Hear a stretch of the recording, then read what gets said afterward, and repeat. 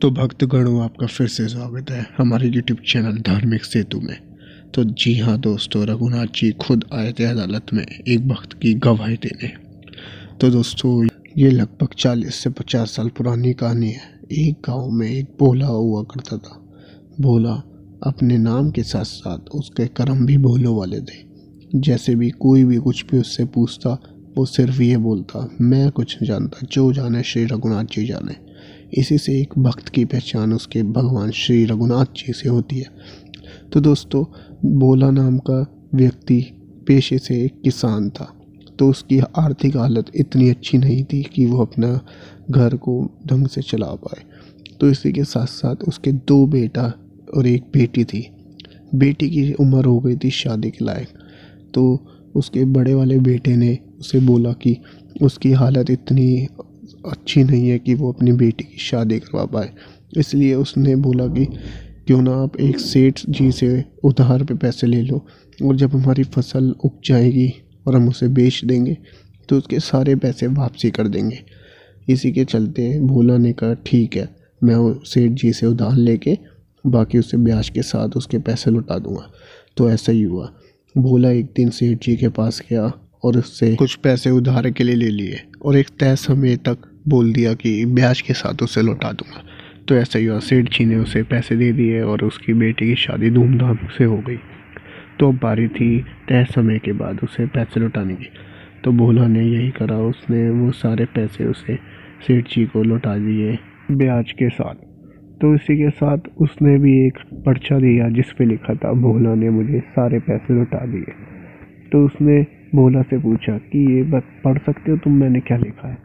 उसने फिर भोला ने बोला, ये मैं नहीं पढ़ सकता, जो कुछ जाने रघुनाथ जी जाने। इसी के साथ सेठ जी के मन में लालच पैदा हो गया।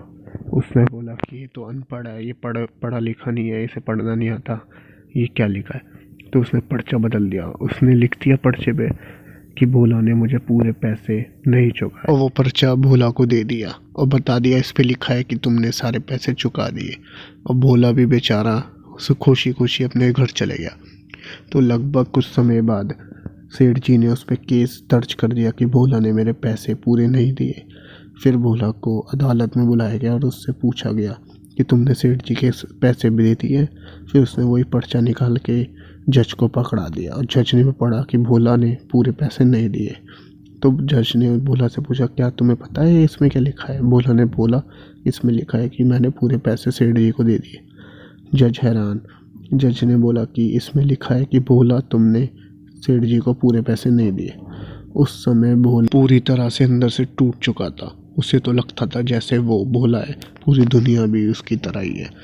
तो भगवान ही जानते थे कि उसका भोला कितना सुधरा हुआ और नेक दिल इंसान है। तो उसी के चलते जज ने भोला से पूछा, क्या वहाँ और कोई भी था जब तुमने सेठ जी को पैसे दिए। भोला ने बोला, वहाँ हम दोनों के अलावा रघुनाथ जी थे। तो जज ने कहा, अच्छा। तो जज ने बोला कि पूरे गांव में पता लगाओ रघुनाथ जी कौन है, उन्होंने चिट्ठी दे के आओ कि आपकी पेशी अगले हफ्ते है। तो ऐसा ही हुआ।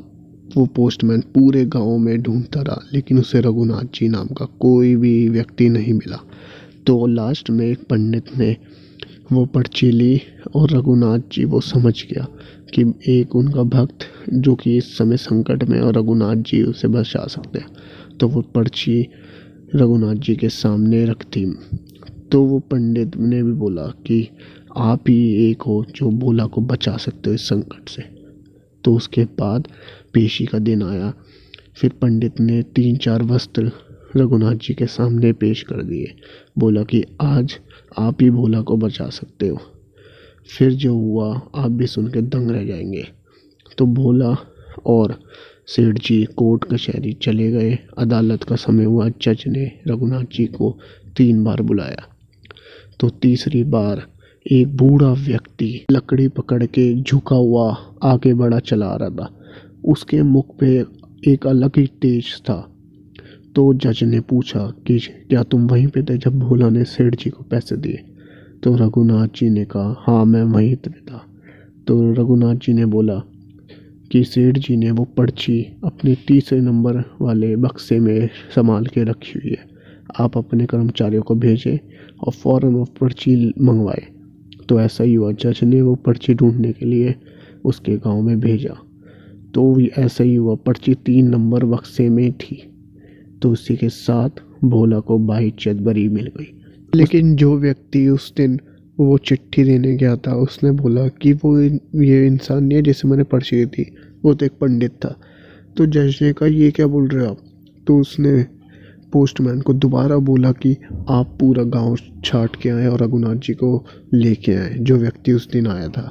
तो उसने पूरा छाटा, उसको ही नहीं मिला, ना नाम ना पता। तो उसके बाद जज समझ गया ये मैंने बहुत बड़ी गलती कर दी है। जिसकी अदालत में सबको पेशी करनी है उसको ही मैंने अपनी अदालत में बुला लिया, ये मैंने क्या कर दिया।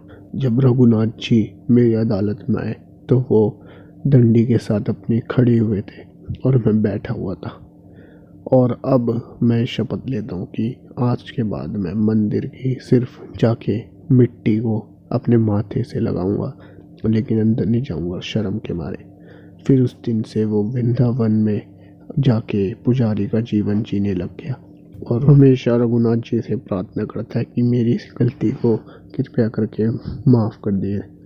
तो इसी के साथ दोस्तों एक भक्त की कहानी पूरी हुई और ये रघुनाथ जी की ही कृपा है कि उन्होंने अपने भक्त को स्वयं दर्शन दिए और उसे संकट की घड़ी में बचाया। तो इसी के साथ बोलो जय श्री राम, जय हनुमान।